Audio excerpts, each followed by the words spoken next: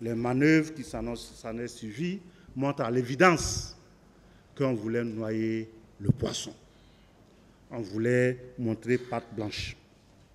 J'avais prévu parler des faits, mais je ne vais pas en parler, Monsieur le Président, parce que ces faits ont été longuement parcourus par mes confrères qui m'ont précédé à cette barre.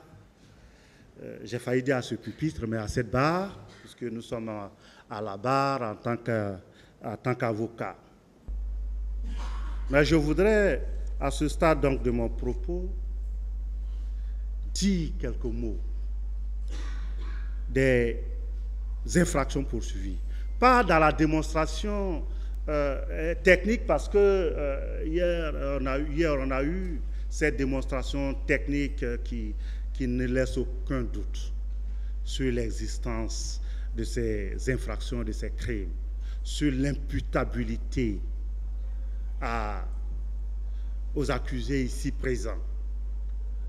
Que ce soit des crimes de droit commun tels que poursuivis par l'ordonnance de renvoi, tout comme si vous accédez à la requalification à laquelle nous souscrivons pleinement et les arguments ont été donnés, ces arguments, Monsieur le Président, sont tellement imparables. On me dira, en droit, il n'y a pas d'arguments imparables, il y a toujours des contre-arguments, c'est vrai. Je vous ai dit, généralement, je suis de l'autre côté. Quel que soit le bord, l'avocat, le juriste, c'est ça aussi notre propre. C'est ça notre propre. Mais j'ai la conviction que cela est tellement imparable que vous ne pourrez pas faire autrement. Les assassinats et meurtres, je vous ai dit, ce n'est pas des questions techniques. Mais pourquoi on fait ça? Parce qu'on veut casser de l'opposant. On veut casser l'opposition. On veut casser toute velléité d'opposition. Et hier, ça a été dit ici, à la candidature du capitaine président Moussa Dadis Camara. Parce que c'était ça l'objectif. Il faut casser. Il ne faut pas que demain, si les leaders de l'opposition appellent à sortir, que personne ne sorte. Parce que quelques semaines avant, également les partisans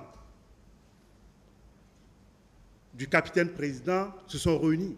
Mais si on fait la balance, il ne faudrait pas qu'on dise qu'il n'est pas si populaire, parce qu'il faut montrer à la face du monde qu'il est extrêmement populaire. Donc, on tue pour dire, ne venez pas, si vous venez, vous verrez. Si vous sortez, vous verrez. Et évidemment, après cela, si les choses avaient continué dans le silence et l'indifférence, et surtout sans qu'il y ait de suite, comme on l'a connu par le passé, évidemment, je suis sûr que chaque parent dira à son enfant, tu ne vas pas là-bas, parce que je ne veux pas te perdre. Je ne veux pas te perdre.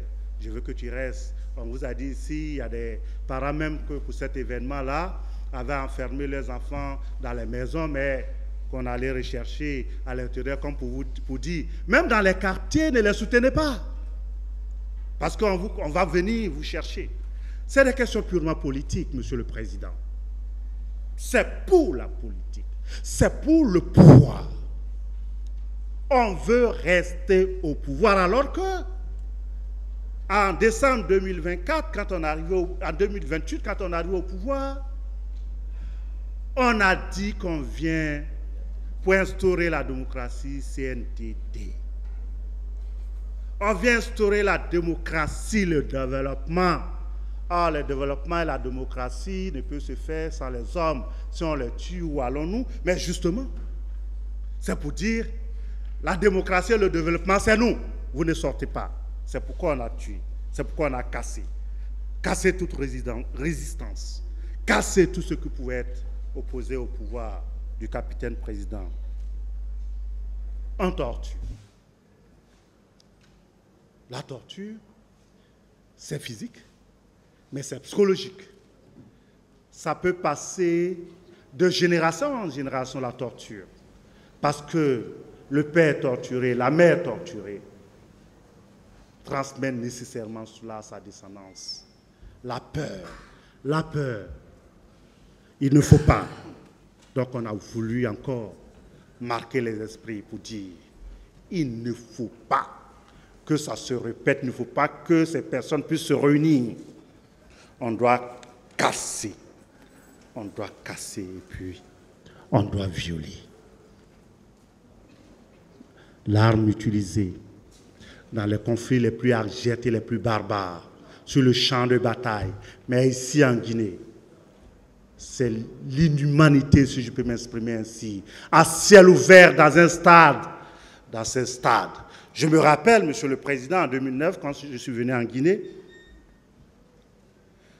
la première dame que j'ai reçue et qui me parlait de ça, elle a vu dans mon regard que j'étais sceptique. Je ne pouvais pas comprendre. Comment, dans un stade, on puisse violer des femmes, pas une, pas deux, pas trois, pas 10, des dizaines. Elle me dit, on ne comprend pas. Mais lorsque ce procès a commencé, j'ai compris, Monsieur le Président, quand même un peu. Mais on a sorti les reculs de Kalia pour venir. Des gens qui étaient en formation, elle les prend pour venir. Mais quand ceux-là, on les prend pour venir, on s'attend, on sait, on doit prévoir que ça va arriver. Ça va arriver, c'est comme, Monsieur le Président, les hommes qui ne voient pas des femmes pendant des mois et des mois, et puis vous les mettez. Vous savez, la bestialité peut prendre le dessus. Et ce que nous avons connu au stade, ces viols, c'est un peu comme ça. Mais qu'est-ce qu'on recherchait? Qu'est-ce qu'on recherchait? C'est vrai, on a décidé de chosifier ces femmes qui sont venues pour dire à leurs époux, à leurs parents, elles ne sont rien.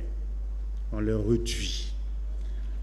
On les réduit à des choses, à des instruments sexuels qu'on utilise, mais sans aucun égard, Monsieur le Président, pour ce qu'on cause à ces femmes.